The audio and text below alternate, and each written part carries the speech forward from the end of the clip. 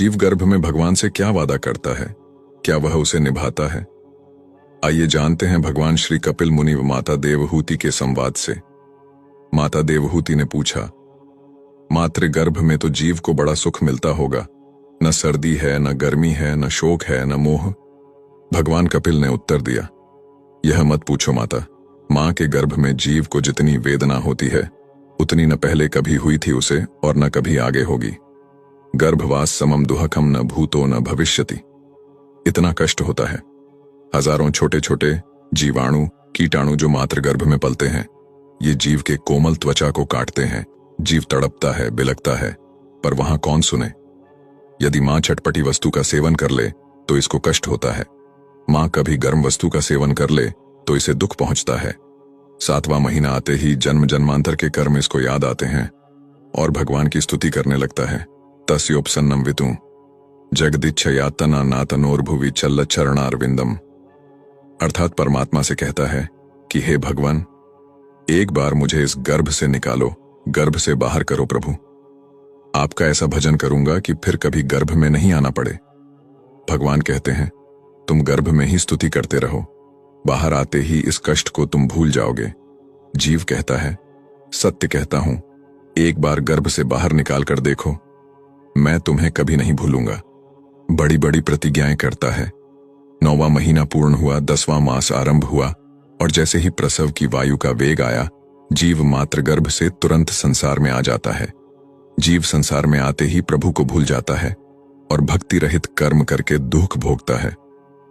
गुरु साधु शास्त्र अनादिकाल से कहते आए हैं, हरि का भजन करो, हरि है तुम्हारा।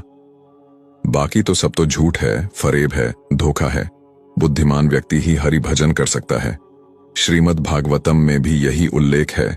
जीव को मातृ गर्भ में इतना पीड़ा होता है कि वह भगवान को स्मरण करने लगता है। सोचिए कि हमें कोई अगर बंद कोठरी के अंदर 1 महीने के लिए रखेगा तो क्या होगा। हमारा शरीर अनित्य है, पर अंदर जो जीवात्मा है वह कभी नहीं मरता है। क्योंकि जीवात्मा भगवान का अंश है, इसलिए वह भगवान को हर समय स्मरण करता है।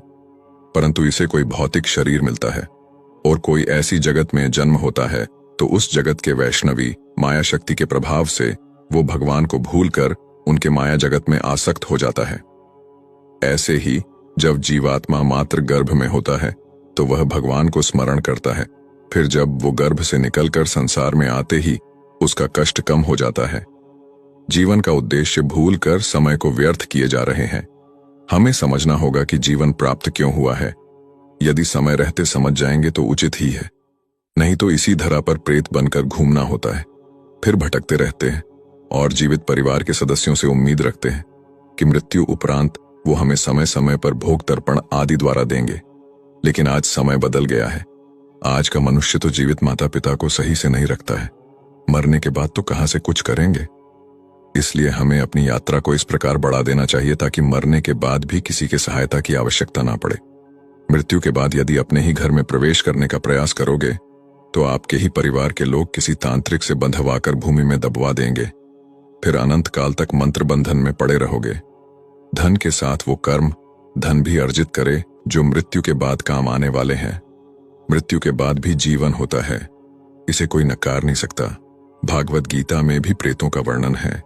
इस दिव्य ग्रंथ में कर्म से संबंधित फल का विस्तार से वर्णन किया गया है। आज समय है, कल तो मात्र पछतावा है।